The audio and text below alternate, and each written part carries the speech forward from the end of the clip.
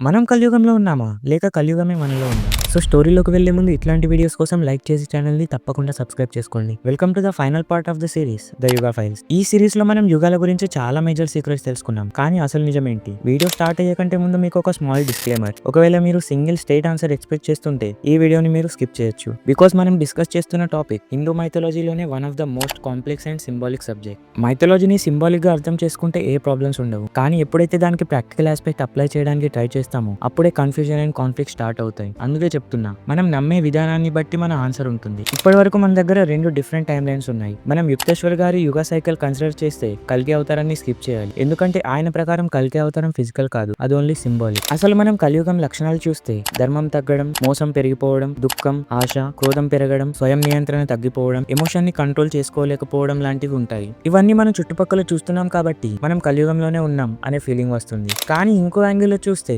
కలియుగంలో మనిషి వివేకం తగ్గుతుంది, బుద్ధి మందం అవుతుంది. కానీ మనం ఇప్పుడు చూస్తున్న టెక్నాలజీ గ్రోత్, ఏఐని చూస్తే ఇది కలియుగమేనా అనే డౌట్ కూడా వస్తుంది. సో దీనికి క్లియర్ గా ఒక్క సింగిల్ ఆన్సర్ ఉండదు. Because scriptures describe mind set, modern world describe technology.